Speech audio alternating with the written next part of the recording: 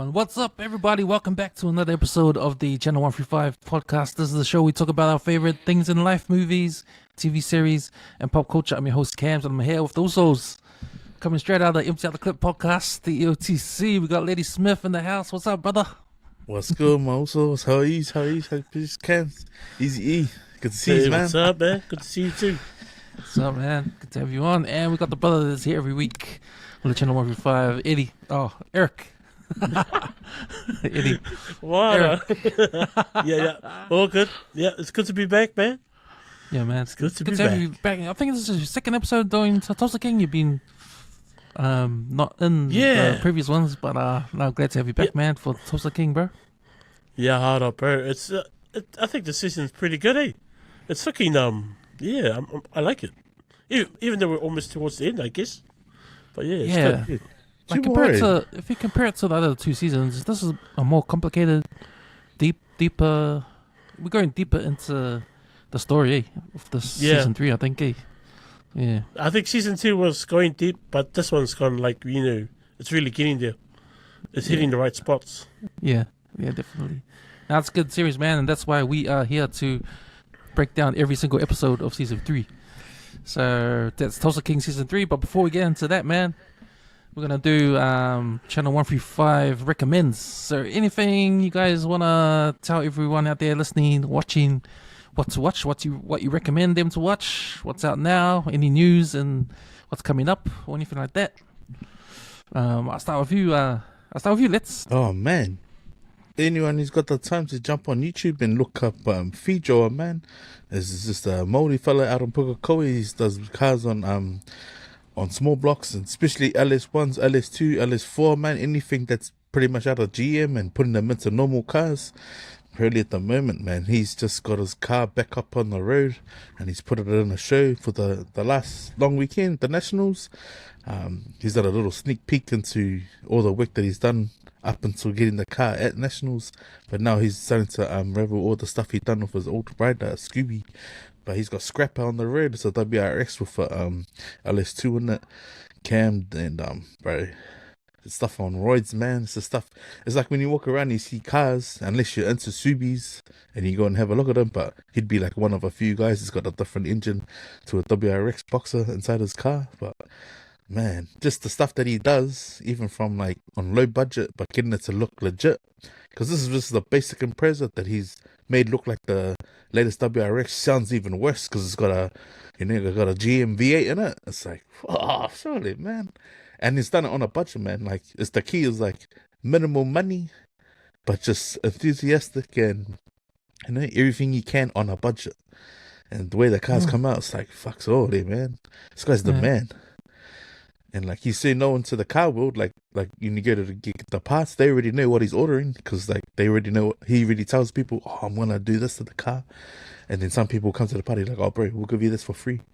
You get us a couple more guys to come through and buy. It's sort of like watching Fast and Furious, man. You know, and everyone wants the latest that Dom gets, so they'll come through and get it. So that's what he's done for the car culture in New Zealand, man. Like everyone that's got holders now, people like selling Holden parts like cheap, or like they put the market up for scrap cars to pick off. Only because of him, man. Like that's what he's done for the culture, and especially with the LS1s. Like if you got a Holden sitting at your house, man, and it's a LS1, bro, yeah, best come and watch this guy's stuff and be like, oh, actually, I won't scrap the car. I'll try and fix it up. He's a good watch, man. He's a real good watch, eh? He's got based in New Zealand, Australia. Yeah, he's actually from out west, bro. He's a Westie. He still work on Doc Turbos and stuff. But he's moved out to Pukekohe because, like, he's got the space, he's got the land. It's probably cheaper to live out there.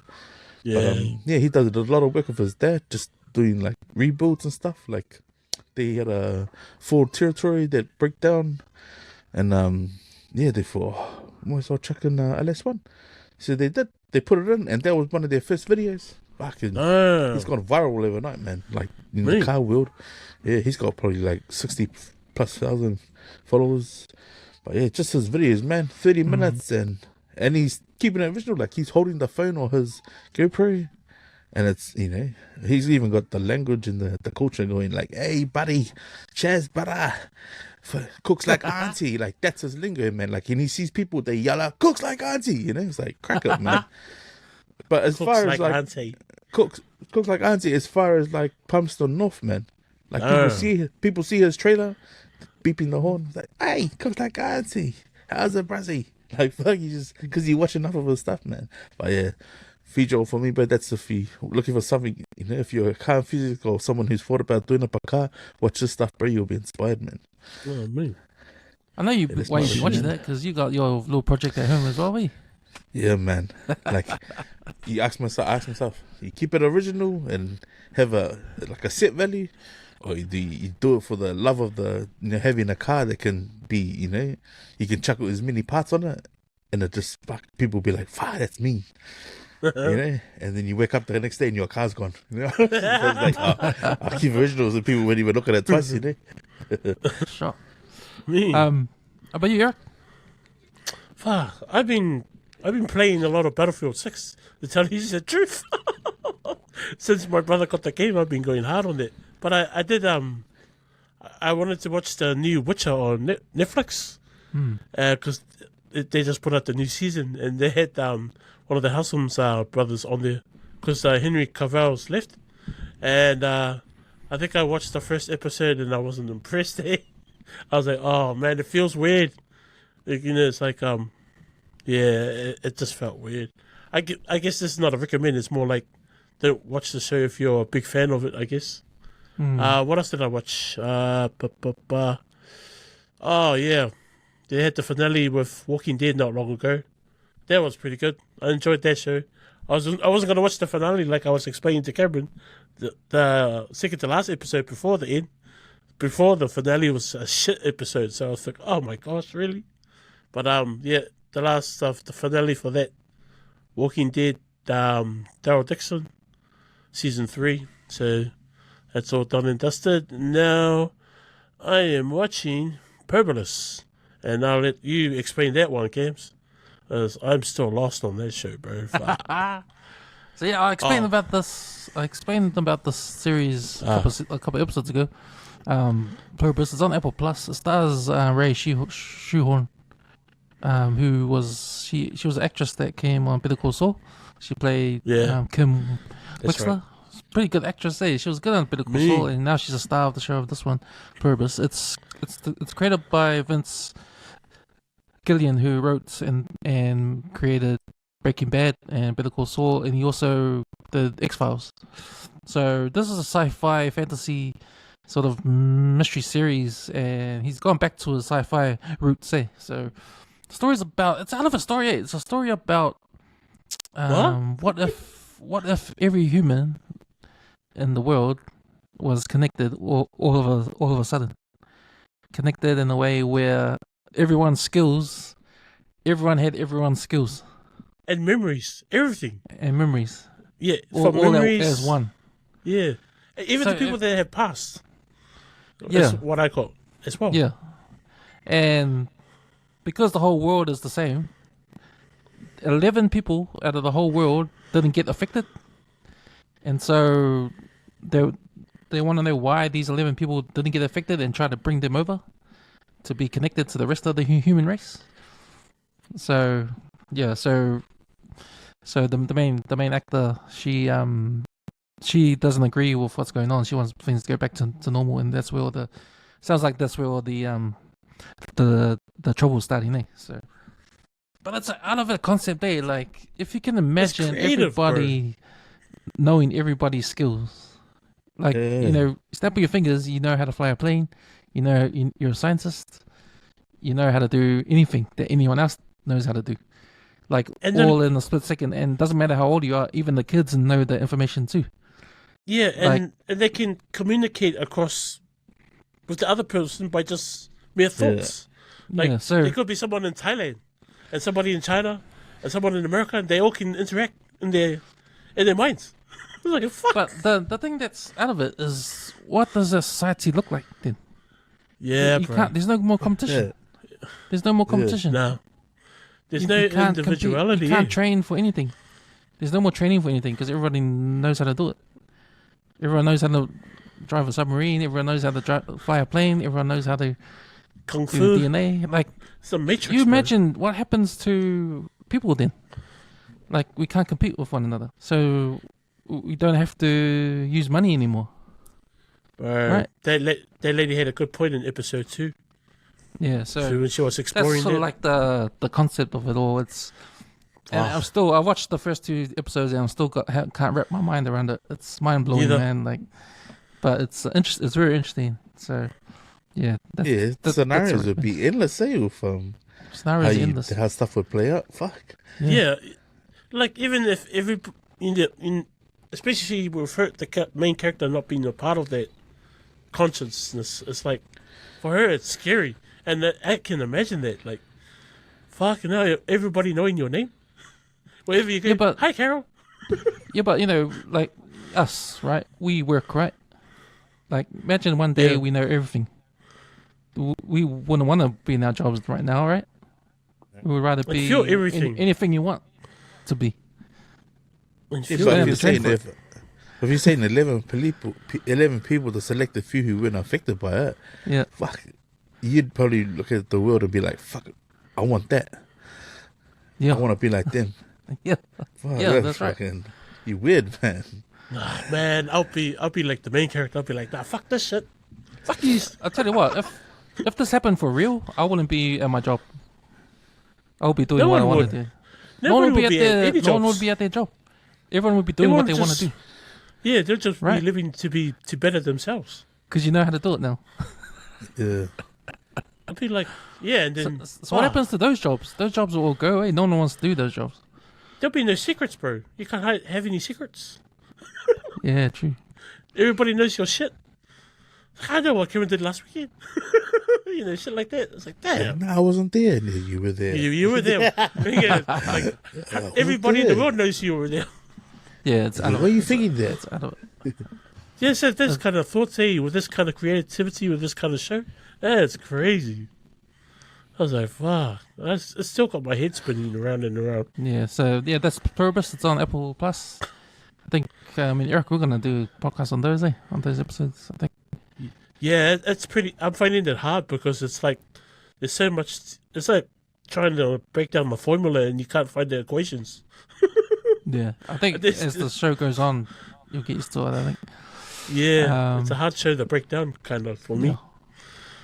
So that's Pluribus. The other one I've been waiting for is Landman season 2. So that starts on Monday on Prime. And man, that's been a good show. I love that show, man. That's a mean show, man. If you wanna we're talking about knowing everything in Pluribus. Like, do you really want to work in that job in the oil, do the oil in Texas? Fucking dangerous job, eh? Oh. Yeah, his explanation on the windmills and that was fucking like I was like, what? Oh my gosh, really? I was like blown away. Yeah. Does it? Oh my goodness! Didn't realize it. I guess if you go in a town and there's a lot of money to be made, there's a lot of prostitution and drugs and all that. Because it's like the mines in Perth, eh? Like if it was like you get 100 times earning what they earn in Perth. I mean, in Western Australia in the mines, it's like Texas, but it's you get more money than what you got in Western Australia. Like, you know how everyone went to Western Australia to work in the mines because you get Yeah. double, triple, get crazy salaries. Well, it's like that in Texas in the oil fields, but like even 10 times as much. Yeah, So it's way like more. crazy place to work, and a lot of ex-criminals go to work there because it's easy money, but it's a dangerous job. Hey, it's a dangerous job. Yeah. You die, man. You die. So And I'm starting to notice that, like, with that first season gone, like it's mainly common sense. Like, it's just basic common sense. Like they put things there, you might trip over it, and then you die. I was like, oh shit. like half like, a safety. damn. Like, Yeah, health and safety, 100%. Like, holy shit. yeah, so that's a good series to watch, man. If you're into that kind of stuff, like the Working Man, if you're into that stuff, Landman season 2 starts next Monday. Can't wait for that. I also recommend. Nah. I watched last night the Eddie Murphy documentary on Netflix. Oh, yeah. It's called Being Eddie, bro. Because I'm a big Eddie Murphy fan, man. I grew up with that guy, man. But man, it's a good documentary, man. Because if you're a fan of Eddie Murphy, man, he just shows you how he started, how he came to the top, how he was a star. He was a big star. Like he was the only black guy in these action movies. I think he was the first black guy to star in these mainstream action movies, eh? Yeah, Yeah. he got on before. What's his name? The Jackson Samuel. Wait, he got on before him. Yeah. Like I think Way I've seen before. snippets, and then like the ties, the spin-offs from his movie. I think like Terry Crews and that guys like him. It was like, bro, if Eddie didn't give me a call, shit. And like you just needed to see the list of guys that he put on, and then like it's like just some of those people, like people snipped it up. It was like, fuck, Drew. And like he's the man who break down the walls before even for Denzel. Like, I think Denzel was in a That's different right. space, but Eddie's fucking the man. Yeah. He's the one that broke through. But yeah, Is it a series? Nah, it's a movie, so it's an hour and a half. Oh shit! Well, 2 hours. It's a movie on Netflix called Being Eddie. It's about his life. Fascinating life, man. Like I'm a big Eddie Murphy fan, so I was really into it. But the thing I got out of it was, it's interesting because Eddie Murphy, how big a star he was in the 80s, he's sort of, because he transcended black people in mainstream film, he sort of, but he never got to anything bad. Like if you think of, Never sold his soul.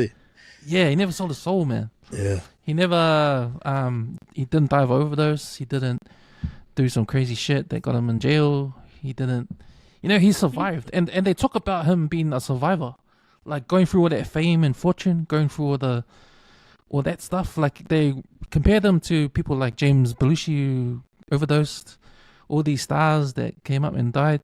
Jimi Hendrix, like drugs. Heaps of stars. Rick James, how he's into drugs too. Cocaine is a hell of a drug, and all that kind of stuff. Like, all these other big stars of that time, like either fading away or cutting their life short. But Eddie, like Richard Pryor too, how he got Parkinson's disease because he's into drugs as well.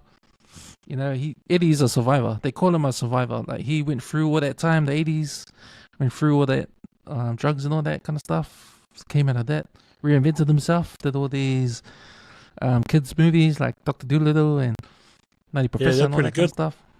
Yeah, and he's kind of come back. So yeah, man, that's an awesome documentary. Yeah, it's good to reminisce on the 80s, the films he did and the background of them and that, and his life and the kids he has now. And man, he even talks about like his biological dad, who I think he was talking about how he died young. I think he was 7 years old when his dad got killed. He's talking about that. So yeah, it's a cool documentary, man. Go watch it. It's on Netflix. It's called Being Eddie. Eddie. Eddie. It's me, Eddie. They're raw, eh? Bro, yeah, man. The man on that. It's the man. All right, guys, let's do some Tulsa King. So I just want to put out to everyone to like and subscribe our YouTube channel, the WesWes Movies and TV YouTube channel. Also, go check out our website, www.weswesnet.com. There you find our articles and links to the rest of our podcasts. Our sports podcast, the 135 Footy Show, the Counter Ruck, and the Cam Schuster podcast, our sports podcast right there. And also our original channel, the WesWes Network YouTube channel. Go like and subscribe that. And our WesWes Sports YouTube channel as well. Like and subscribe that too. Okay, boys, let's do Tulsa King, episode 8, called Nothing Is Over. So we're going to do the spoiler alert. So if you haven't seen the episode, stop this podcast, go watch it, and come back, listen to us, break it down. We're about to do the Channel 135 episode recap. Spoiler alert! Spoiler alert! Spoiler alert! Spoiler alert! Alright, episode 8, Nothing Is Over, directed by Guy Fairland, written by Nick Jones Jr. and Sylvester Stallone. The distillery opens again following Zack Ryder's license decision. Dunmire is released on bail. Deacon completes the bomb for Dwight, but then meets Dunmire and informs on Dwight's plan. He states he intends instead to kill Dwight, having had suspicions from him from the start. Deacon attempts to set a meet with Dwight, who refuses and insists on deciding the time and place. Dwight and Musso meet beforehand, where Dwight demands Bivouac be released, which Musso refuses. Deacon attempts to betray Dwight at the agreed meeting, but is captured by Dwight, Bigfoot, and Mitch, and then he is tortured. Tyson and Spence need Bodie's help to put on an event to sell the confiscated drugs. He agrees for a cut. At the event, Cole turns up and reveals to Spence of Deacon's intention to betray Dwight and blow up the hotel. Tyson and Spence realize that they are all a target, and upon informing Dwight, he realizes that the bomb is at the Grand Hotel, where Thresher's campaign launch event is being held. They hide Deacon's body in the Montague crypt, alert Musso, and together they manage to evacuate the hotel just before the explosion. And that was your WesWes Channel 135 recap. Alright, Eddie. Oh, sorry. Alright, Eric. Let's start with you, bro. Fresh thoughts on the episode. Yeah, it was. I enjoyed it. There was some parts I was surprised. I don't know why I was surprised, but knowing Dwight's character, the end scene was quite surprising too. I thought the explosion was like, holy shit! It was, looked like something from a freaking movie. I didn't expect it. I didn't think I was expecting it to be that big, but yeah, it was pretty effed up. But I'm starting to feel like that. I don't know. The episodes are getting predictable in a way. Like they always get a problem, and then by the end of the episode they either sort it, or it gets transferred to the next episode. And then, like for example, how the Whites, they had the issue with their business closing down, and he kind of finishes that. He gets that sorted in this episode in the beginning. And then now they're proposed with a new threat because Margaret's trying to handle Carl's campaign, trying to become mayor, and then the terrorist, I forgot the terrorist's name, he knows that the White doesn't trust him. He actually knows this. So then there's a new problem that they have to overcome in this episode.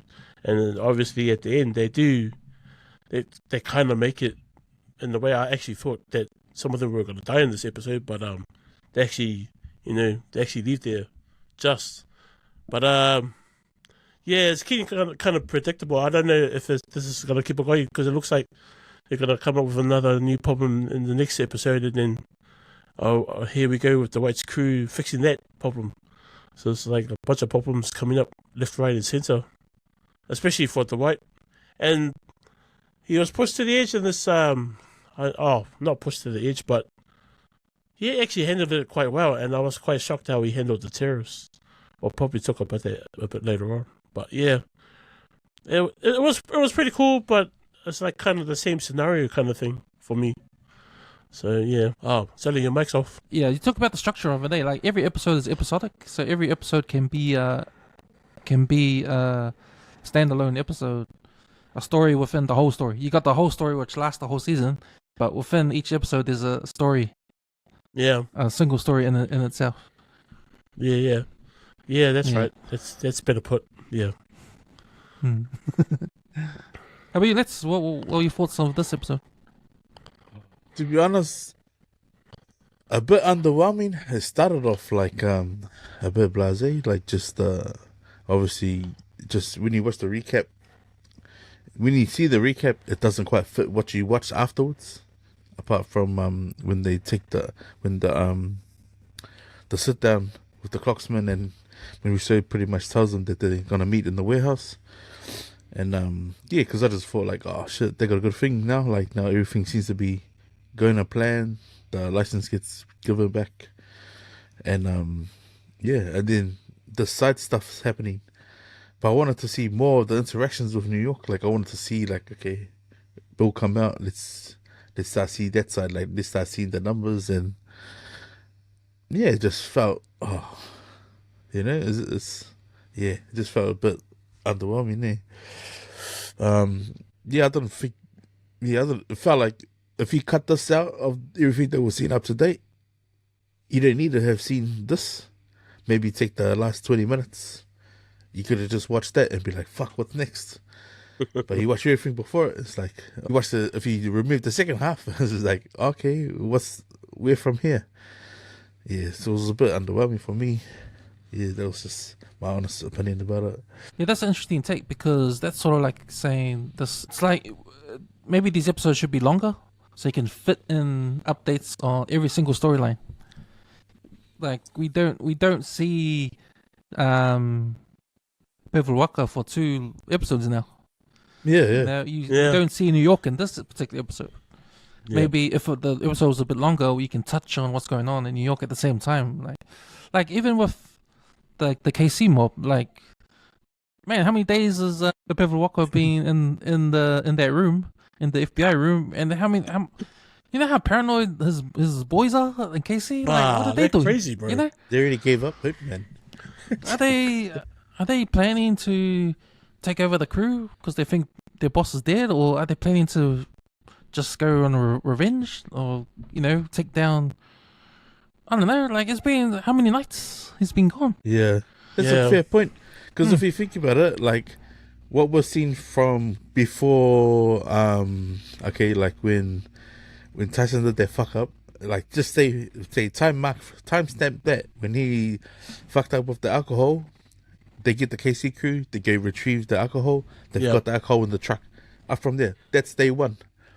Then when the Dwight gets the visit from Bill, and then everything that happens to that, that's a whole new day. So that's 3 days. Then so if you say 3 days from when he got captured, and then the license, the event, all of that, are you saying that all happened over like space of 2 days? Or like has he really been missing for a week? Because remember what happened in between that is a sit down with Ray, then like obviously then putting the hit on the Dwight as well. And all the rest of it, like chasing up the people, like, okay, this is what we need to do, planning out. It's like, you say that happened in like 4 days. Because it's like when you're watching a whole new episode, like the White's got a new suit on. It's like, fuck. And then he's having these meetings. And then the episode starts, it's like, fucking, he's showing his relationship with his crew. It's like, fuck, come on, man. Just stick to the action. Stick to the action, yeah. And again, like, But I really want to know what the crew is thinking. Right, especially with all this KC shit mob. going I down want to know there. what the KC mob are thinking, because they've had no boss for a week now. Probably about just probably running shit on your own. You know when you're at work and your boss doesn't show up, man, you're gonna 2 weeks, you're no boss. gonna not show up to work, or what? Have a holiday? They're playing cards. You come to work to play cards and eat their lunch and be like, oh, see you doing? Sweet. Yeah, I'm surprised the White didn't call any of them for support during this episode. But then they'll be like, well, why? Our boss is not here. Is not back yet. So this episode is called Nothing Is Over, and it's written by Sylvester Stallone. He was a co-writer for this episode. And we all know that line, Nothing Is Over, is from his famous movie, First Blood. When he Nothing does is that over. rant at the end. Nothing is over. Nothing is over. Nothing. Who said this is over? I Just say when don't it's turn it over. off. Yeah, I remember that. That was a crack up. So yeah, man. So nothing is over. So what does that mean? So, but what really happened? He's caught the terrorist guy. The bomb happens. This episode just ties up that storyline. Ties up the storyline with the terrorist. Terrorist made his move. It didn't work. The relationship with Musso. Did this episode deepen their relationship with Musso? Yeah. Make it Nah, I more. think It wasn't more annoying. Wouldn't have just explained why, because we never got told exactly why. Yeah. But he explained why. Killed his mate. But because the whites who hung up on fucking terrorists and stuff was like, man. But it's just funny to see him driving. That's the thing that cracked me up, is that he's showing his facial expressions there, but he's driving the car. It's like now the whites, the driver, and then listening to him freaking beat his heart out. Whereas the last time they were driving and they got the ticket, remember? Yeah. The Finn was driving and then he had to get a freaking butter up the marshal. Fucking was like, fuck, that's some. Just stick to the plan, man. Want to see some gangster shit, you know? Yeah, that was a bit funny, but like the White already had his plan there. Like he was gonna, all right, whatever, FBI agent, man, I'm gonna kill this motherfucker. I was like, oh shit. Like I guess I wasn't sure what was gonna happen. I knew Dwight was gonna do something else, do something different. I didn't expect him to kidnap him straight away. No. It was a cool scene when he was beating them up, beating them up in the where the alcohol is, where the 50-year-old is. And then they put him in that coffin. Hey, father, dead bodies in there. Yeah. They just stuffed them in. That's locked them what away. I'm saying. That's probably their last 20 minutes from like when you start seeing all the action happen. If you had to just watch that right to the end, that could have been the whole episode. Like if it was this little film bits. But you watch the first part of it, it's like, okay, so where are we going with this? Yeah. That's what I thought. Like that was just my feeling from it. I was like, oh, what? Yeah. You probably, if you take this whole storyline out, the whole terror storyline out, the Muso, then it won't do nothing to the real story of the series. The overall, Yeah, the overall, overall aesthetics of the whole season. Yeah. So, one interesting scene I got was when Thresher was telling Margaret the deal. Yeah. Like, that was an interesting scene because, you know, when we see Margaret, she's always confident. She's confident every time. She's like rich. She knows all the rich people in Tulsa. She's in with the crowd, rich crowd, and she knows she's got connections in that. And Fresher's right, man. You know, when Fresher was telling her, man, you made a choice to be in here. You didn't have to, but you did, so you're in it. So if the shit goes down, you're going down too. Yeah. You're not like Like just a an innocent scapegoat. bystander. Yeah. Yep. You're helping Dwight doing this, so you're gonna go down as well. And the look on her face, man, because she's always smiling. Every time you see her, she's always smiling. This is the first time she was looking serious, like she was really thinking about what Fresher was saying. I think that she likes being in that kind of, you know, when she's with I know she likes Dwight, and she's sleeping with him. But I think because he's a gangster, he's doing all this Stuff. Yeah. this gangster shit. She enjoys it, She enjoys It's the thrill. Yeah. She the thrill just chasing of the just thrill of it. helping them out and all that kind of stuff too. Amen. So, but now, Yeah, what Fresher told her at the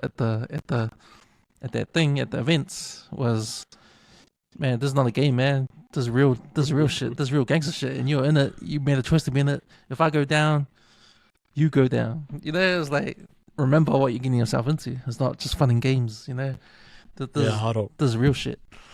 So I You was gotta thinking, remember, she played that. She showed us what she was capable of doing. Remember, because she made the deal with him. I want my shit back. Like, I want what's mine back.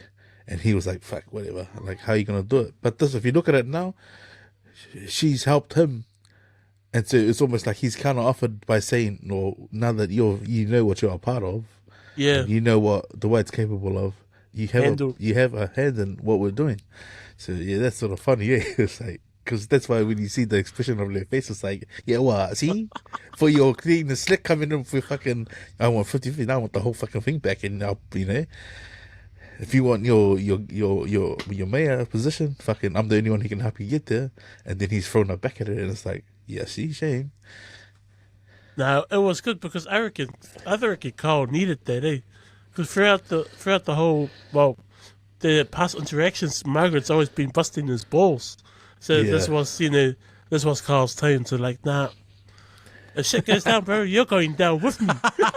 Yeah. And it's his not knowledgeable knowing how to read the room and who to butter up, who's asked the look and all that stuff, Whereas she's got the Connections, it's- bro. Yeah, it's just a natural thing for her.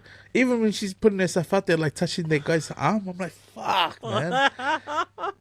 Like, you know, obviously he's like, oh, you have my confidence, you have my support. It's like, Yeah.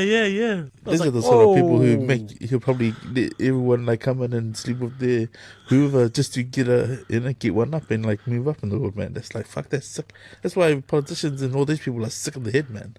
She's like, she has the gift of gab, but like at a different level, That's crazy. She's kind of like the White in a way, where she connects with people, but man, she can manipulate them like where she wants them. And for Carl, I think that's a big thing for him, and he sees it too. There's one thing I'm annoyed at, and it happens a couple of times, and I didn't notice it until it happened again this episode. Was when Dwight and Margaret do that lovey-dovey shit Oh, on the phone. yeah, Oh man, I don't need to hear that shit, man. yeah.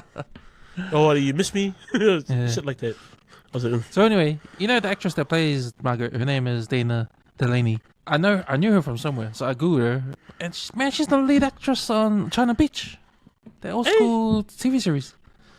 Remember that in the 90s, China Beach. Nah. Sorry, I was Google it, you know blank what I on mean, that. man. She's young there, and I remember her in China Beach. That was a popular show, back in the days. Yeah, China so Beach.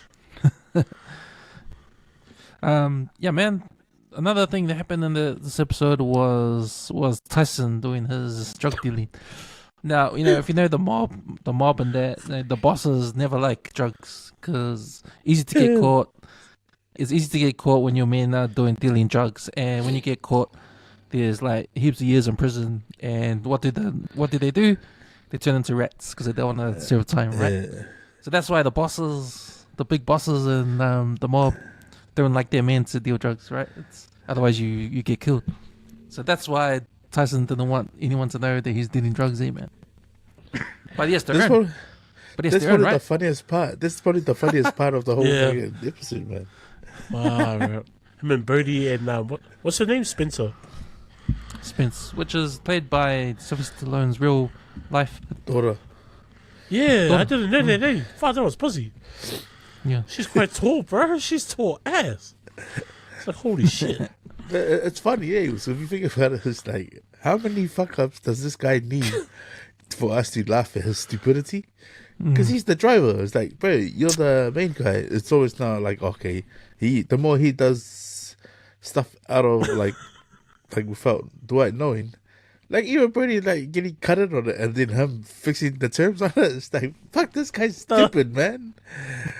Just to use his place is like fucking bro. Like if you look at the percentages and like what Brady was asking, it's like he's not gonna end up with much if he still has to kick money up. It's like, fuck, this guy's dumb, bro.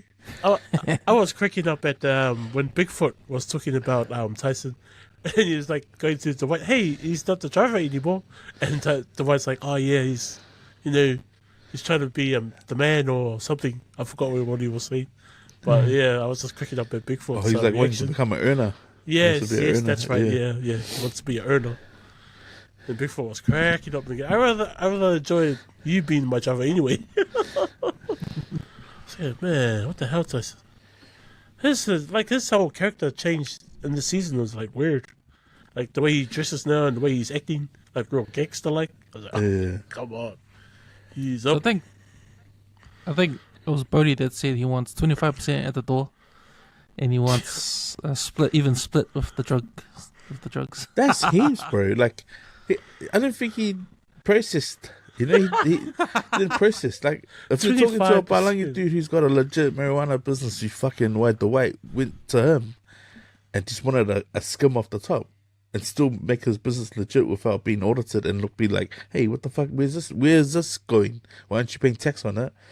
And fucking, he couldn't even do that. Like, that's how stupid he is, bro. It's like, if you look at all the boxing officials, right? They want 80 or at least 50% of the gate. It was like, fuck, that's where the money is. Like, it's from people just walking in.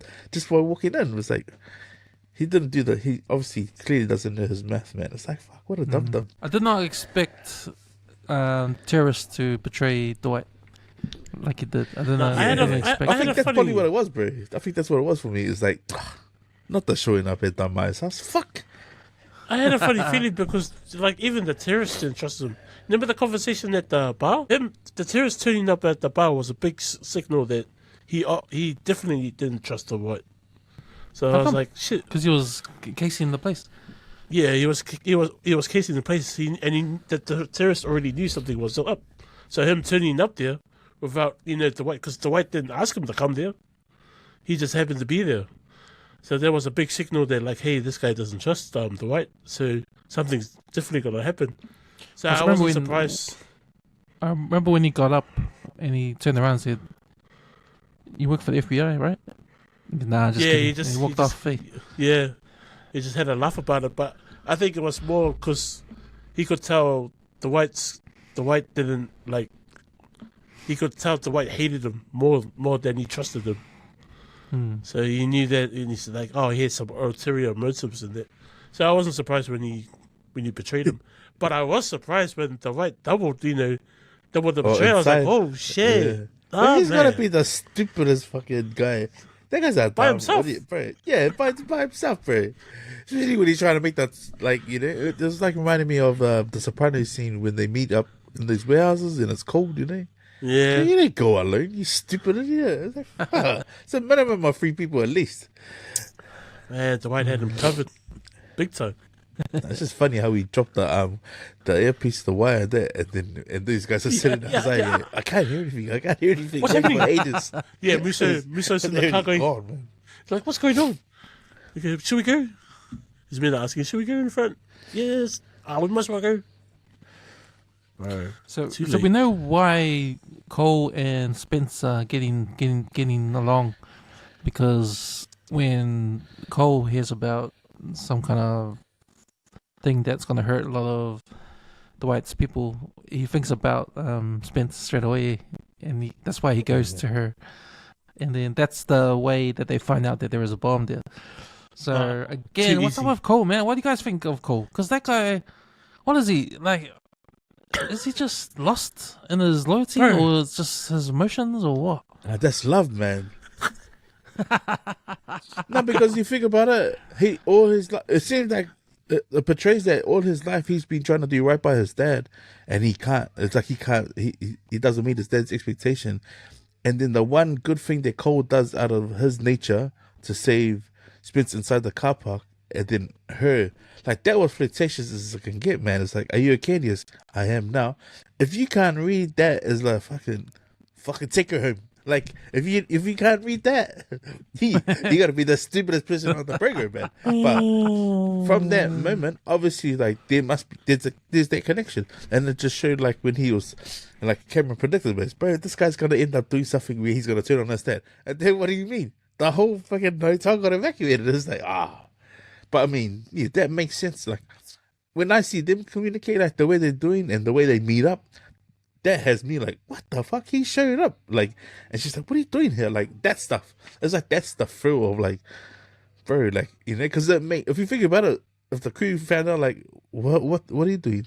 Why is this?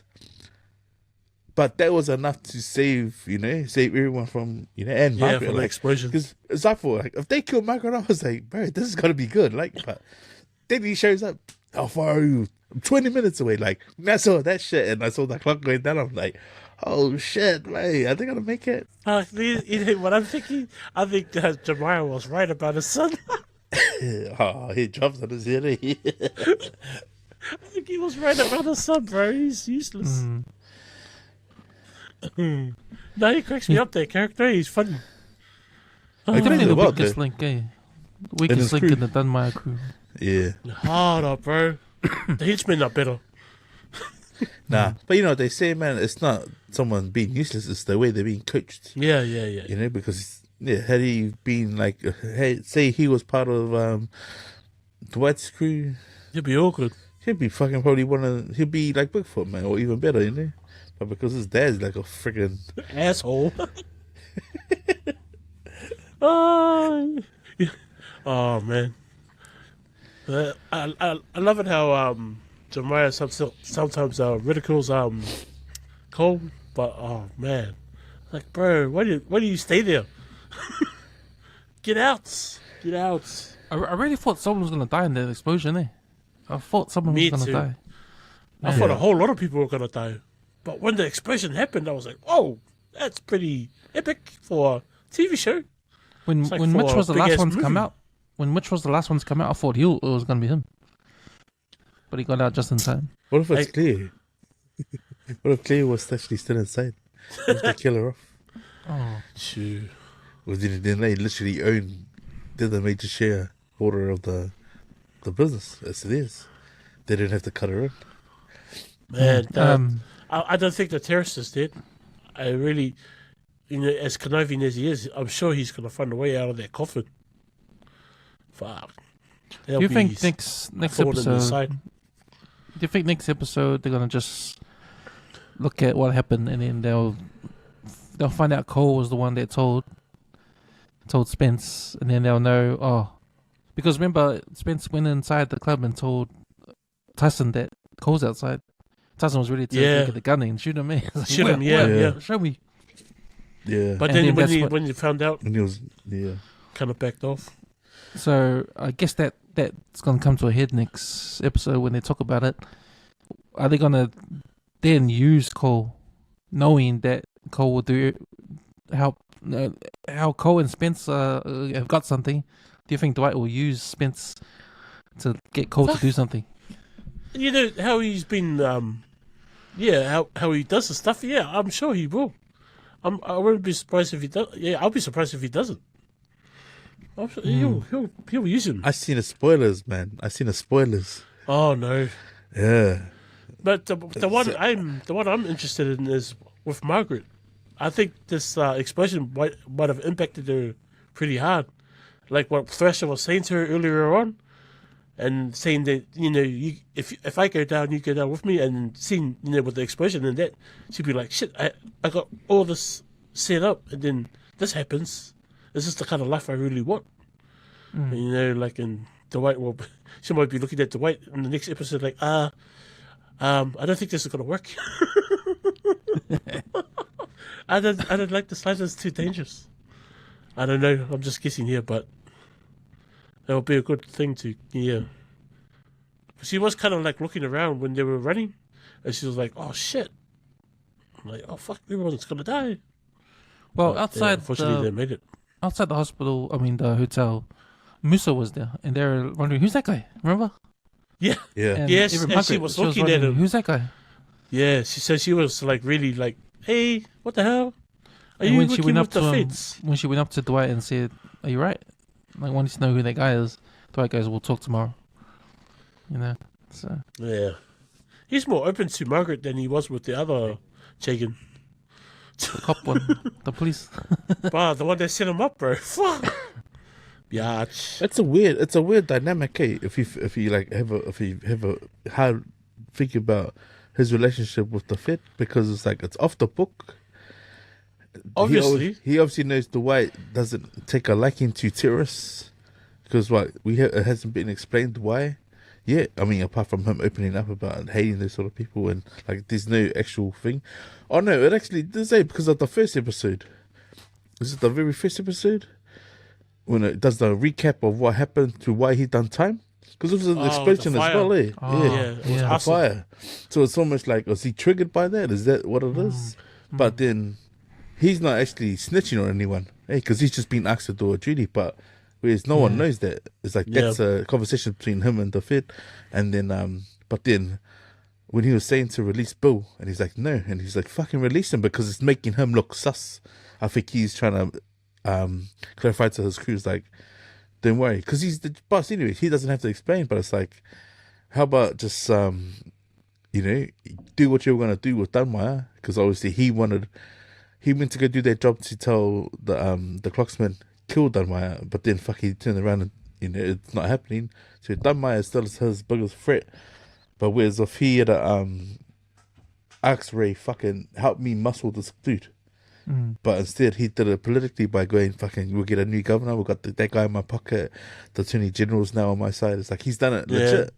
Yeah. So I don't know, I just thought maybe all of that stuff that's not necessary into him becoming legit is like, it's actually making him legit, but it's like there's still that bit of because of the stuff he's doing for the Fed. It's like, is that gonna protect them, or is it gonna will they put something on someone? See how they just come and grab Bill? Will they put something on maybe Margaret, or will they put someone on like something? Because they can't do it to Joanne now, they can't do it to Mitch, they can't do it to any of the crew because their hands are pretty much clean, according to Dwight. But the side things, that Dwight can't save you now because you're gone on the part of this, because how they raided that frat house. It's all that stuff, right? That the West's like, nah, keep your hands clean, man, because we're legit. So whether his crew's gonna get taken in over something stupid, over something that they've done, while he's been, because he's trying his best to be legit. It's Tyson's drug deal at the Birdie's shop that's gonna probably make things bad. Like a bag or something like someone, drugs. like a bad batch or something that's gonna attach them to doing dirty shit. Remember if Musso catches it, then oh man, can you say? Do you remember on Sopranos when Adriana, she got caught with drugs? Then they used her to try and get to Chris, the FBI, and she became an informant. Maybe that's what happened to Tyson, isn't it? So I hope not, bro. Even it might be he needs to die. Sorry, I had to say that. I just had to say it. Well, I reckon, will it be a Shortland Street and someone does lose their life this season, man? Surely. We have to fucking say it has it. to be. It has Someone to be has to Tyson. die. I'm He's hoping the it's weakest. Dunmire. I'm hoping it's Dunmire, but fucking Yeah. if Tyson dies, I'll be happy. I'll be content with that. He's the weakest link in Dunmite's crew, and Cole is the weakest link in Jemiah's crew. Yeah, I think something's gonna eventuate between Cole and his dad. Yeah, you We've can got see two it more happening episodes there. left. 2 more episodes left, so He's How do really you tie up all the loose ends and all of that? Yeah. Like, is it going to be one of those 4-minute things and then you just see all of this unfolded? Like, okay, Boom. sweet. Like, something has to carry on for next season. Maybe it's the New York. Maybe it's Quiet Ray. They'll come out of the end or Bill. I don't know if I want to say or if it's for what I know or save it for next week. But it has to be like I don't know. I think this is just like what's it called? A spin in the works, man. Like is what happens. Spin in the works. But yeah, it makes sense though. It sort of makes sense, but then it's also like, oh fuck. You know? Yeah, if the terrorist survived, he'll be a big thorn in everybody's side because the guy uses fucking explosives. So you could be sitting on the toilet and then boom, be like Lethal Weapon all over again. Nah, you know what I did it for me, bro? It's like, how fucking easy did he do? Just jump out of his car, Yeah, like a and walk flash, in. what? Out of a Merc wearing overalls, like fucking no one saw. Like, come, fuck, it's parked right outside the building. Fuck me. They had no security. No security. It's all the Nobody way checking into IDs. it's like a area, main area. That's Walk what straight cracked me out. up. It was like, oh, come on. He even went into the kitchen, bro. He was That's pretty what much I'm right saying. next Like, to he them. went into the kitchen, like, fuck a main area. And no one saw him. Like, jeez. Nobody saw him, bro. Nobody saw him. Cool, man. Anything else you guys want to touch on this episode? For me, I don't think the terrorist is dead. I think he's coming back. Reckon? I think the terrorist is coming back to blow up everybody. That'll be the finale. I think yeah, I think yeah, they're back. Maybe they're back. The last 15, 20 minutes was put together really well, man. Like it went from pretty much boring to like how that just intensified real quick. It's like, Yeah, it was pretty. because I was like intense. thinking, why is he beating him up for? And then when he said what time, like I didn't click when he said what time, because in my head I was thinking, like what, like how is it making sense? And then when it intensifies, because like bro, the bomb's gonna go off, like it's planted already. But yeah, like just even like not even like just being oblivious to it, like not thinking like, oh, he put the bag down, but is he supposed to disconnect it from somewhere? That's what I was thinking. Yeah, It was like, That's don't beat him weird. up. Don't beat him up because then, like, Yeah, you know, just- why? yeah. But then he goes, oh, it's the actual time bomb. It's like, oh, fuck. I thought that was weird. Well, you should have done it 1 minute earlier. You would have gotten wasted. Nah, it's like, why get punched out again 10 o'clock? Yeah, I don't. And everyone's like 20 minutes away. Fuck. I think at 9:55, But man, that you was would have probably gotten the everyone. most, that was probably the most gangster part, eh? Is like when he's got him on the chair and he's punching him out. Yeah. And like he's like talking in his ear and he like, his face is fucked. But it was when he does the fucking, he's got the time, then he rings the Fed.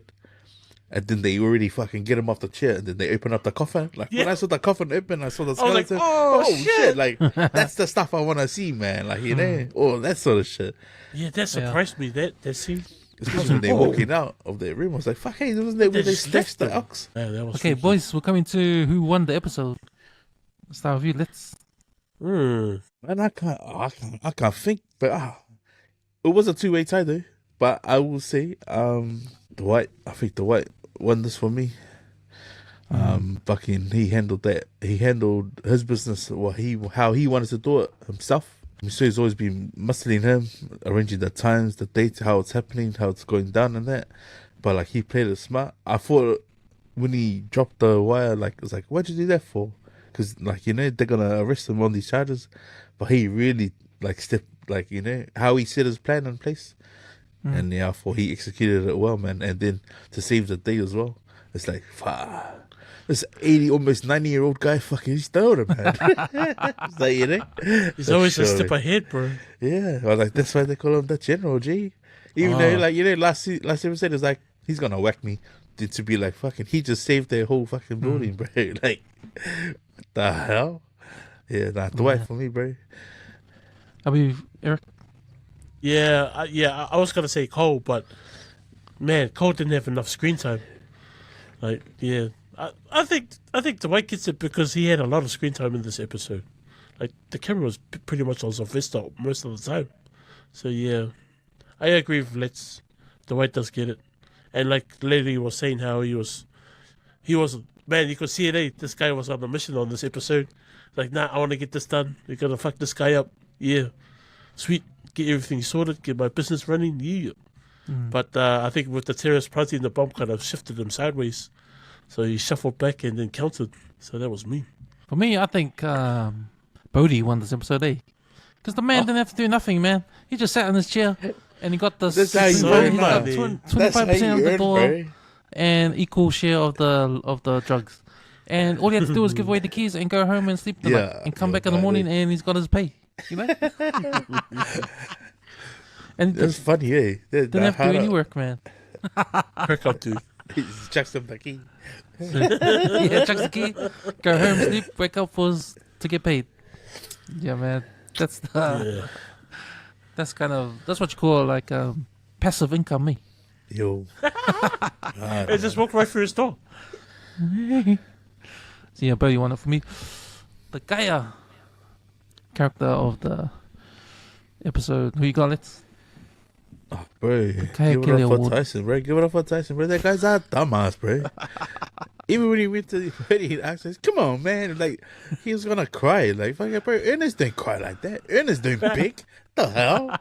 He's like, if he's trying to look like be a gangster, and then the gangster goes and begs like a big fucking. You cannot big, man. And then he didn't even do the math on like how he was being cut. At the end of the day, he's gonna have no money, bro. Like, that's how stupid he is. Oh man, Yeah, Tyson. fuck. My one is Special Agent Musso, bro. Fuck, I was hoping to would just elbow that guy in the mouth, man. I was like, man, shut up, man. Fuck. He was annoying in this episode, eh? Like, you know, especially the part where the white had to, you know, he got a spot for the terrorists to meet up, and that guy's like, no, I set up the meetup. I'll do it. I was like, bro, settle down. Let the white, he's got it on. So yeah, I reckon, yeah, fuck, that guy was annoying ass. I was hoping the white will punch him in the face.